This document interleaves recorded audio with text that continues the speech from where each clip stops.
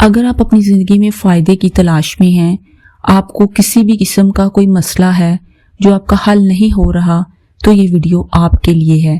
دل سے پڑھنا ہے، اس لگن کے ساتھ، اس امید کے ساتھ کہ جو وظیفہ میں کر رہی ہوں اس سے مجھے فائدہ ملے گا، اس سے مجھے کوئی نقصان نہیں ہوگا، اس سے میری مراد پوری ہو جائے گی، تو انشاءاللہ تعالی آپ کی مراد ضرور پوری ہوگی۔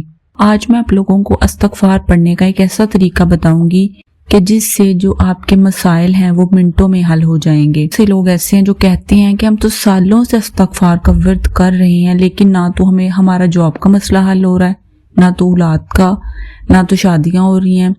تو آج میں آپ لوگوں کو اس کا صحیح سے اچھے سے اس کا وظیفہ بتاؤں گی۔ استغفار بہت بڑی چیز ہے، یہ ایک وظیفہ ہے، یہ ایک عبادت ہے، یہ گناہوں کو کم کرتا ہے، نیکیوں کو بڑھاتا ہے، اور جتنی بھی نیگیٹیوٹی ہے ہمارے ارد گرد، نیگیٹیوٹی ہے وہ کسی بھی فارم میں ہو سکتی ہے، وہ انسانوں کی ہو سکتی ہے، وہ جنات کی ہو سکتی ہے، وہ شیطان کی ہو سکتی ہے، وہ چیزوں کی ہو سکتی ہے، وہ بے جان چیزوں کی ہو سکتی ہے، تو استغفار اس کو آپ سے دور کر دے گی، اور جتنی بھی پوزیٹیوٹی ہے وہ آپ کے قریب کر دے گی۔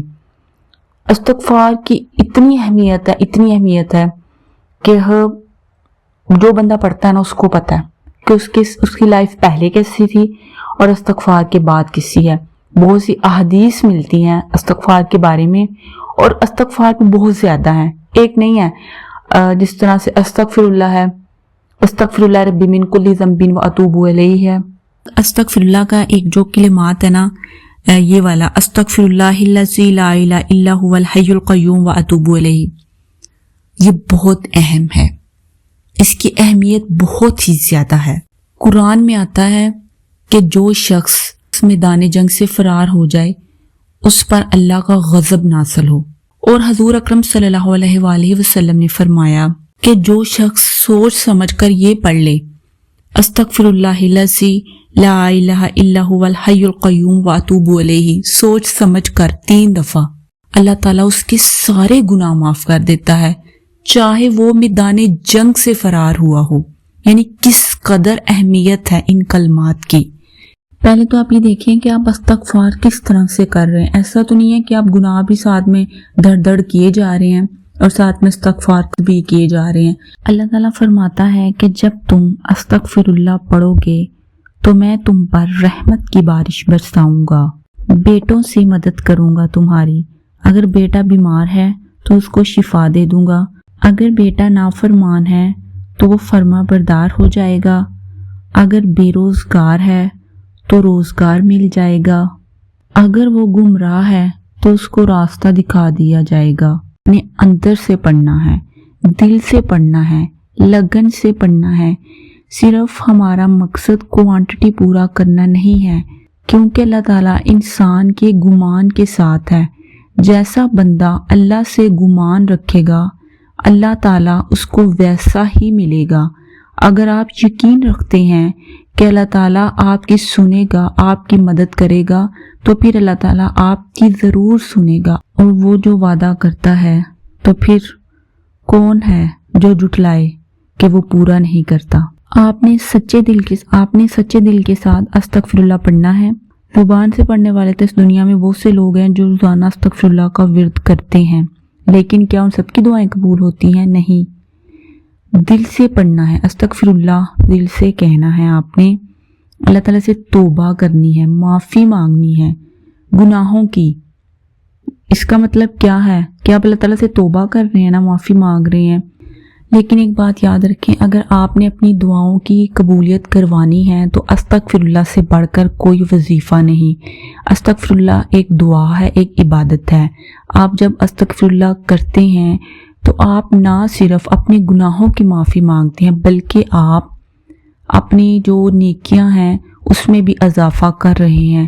استغفر اللہ سے پڑھنے سے اللہ تعالیٰ کی قربت حاصل ہوتی ہے، دعاؤں کی قبولیت ہوتی ہے، اور وہ انسان اللہ تعالیٰ کی گڈ لسٹ میں شامل ہو جاتا ہے استغفر اللہ کا ورد کرنے سے۔ کسی کا حق مارا ہوا ہے، آپ نے کسی کے ساتھ غلط کیا ہے، آپ نے کسی کے ساتھ برا کیا ہے، تو اب آپ استغفراللہ کہیں گے تو آپ کو معافی مل جائے گی، اللہ سے تو آپ کو معافی مل جائے گی، لیکن اس بندے سے جب تک آپ معافی نہیں مانگیں گے آپ کو معافی نہیں ملے گی۔ تو آپ اللہ سے توبہ کریں، سچے دل سے توبہ کریں، اور پھر اللہ سے یہ عہد کریں کہ آئندہ سے آپ ایسا نہیں کریں گے تو آپ کو معافی ملے گی حقوق اللہ کی۔ لیکن آپ کو حقوق العباد کی معافی تب تک نہیں ملے گی جب تک آپ اس بندے سے معافی نہیں مانگیں گے۔ آپ جتنا مرضی استغفراللہ کا ورد کریں، آپ کو حقوق العباد کی معافی تب تک نہیں ملے گی جب تک کہ آپ اس بندے سے معافی نہیں مانگیں گے۔ استغفراللہ ایک ایسا ٹول ہے کہ اگر آپ کے دلوں میں زنگ لگا ہوا ہے اور وہ زنگ نہیں اتر رہا تو استغفراللہ اس کو ٹھیک کرے گا، اس کو دھو ڈالے گا۔ ہر نماز کے بعد 100 دفعہ استغفراللہ پڑھیں گے اگر آپ، تو دن میں 500 دفعہ استغفراللہ ہو گیا، اور اس سے انشاءاللہ تعالی بہت سارے فائدے حاصل ہوں گے۔ آپ کے پاس جاب نہیں ہے، استغفراللہ کا ورد شروع کرتے۔ آپ کی شادی نہیں ہو رہی، استغفراللہ کا ورد شروع کر دیں۔ کوئی رکاوٹ ہے آپ کی شادی میں، استغفراللہ کا ورد شروع کر دیں۔ آپ کے بچے نہیں ہو رہے، بے اولاد ہیں، آپ کو بیٹے چاہیے، آپ کو مکان چاہیے، آپ کو گھر بار چاہیے، آپ کو پیسے چاہیے، آپ کو کچھ بھی چاہیے، آپ کو صحت چاہیے، کچھ بھی چاہیے، آپ استغفراللہ کا ورد شروع کر دیں۔ انشاءاللہ تعالیٰ اس کی پوزیٹیو ایفیکٹس آپ اپنی لائف میں خود دیکھیں گے۔ اور اگر آپ 10 دن لگاتار پڑھتی ہیں ہر نماز کے بعد تو آپ خود دیکھیں گے کہ آپ کی لائف کس طرح سے چینج ہونا شروع ہو جائے گی۔ آپ کے کام آپ خود دیکھیں گے اچھے ہونا شروع ہو جائیں گے، بگڑے ہوئے کام اچھے ہونا شروع ہو جائیں گے۔ اس کا آپ 10 دن کے اندر ہی اس کا اثر دیکھیں گے۔ پہلے تو آپ ہر نماز کے بعد اگر 100 دفعہ پڑھتے ہیں تو دن میں 500 دفعہ ہو گیا، پھر آپ اس کی کوانٹٹی انکریز کرتے جائیں، اور یہ بہت ازمودہ سا وظیفہ ہے، اس کے میریکلز بہت زیادہ ہیں۔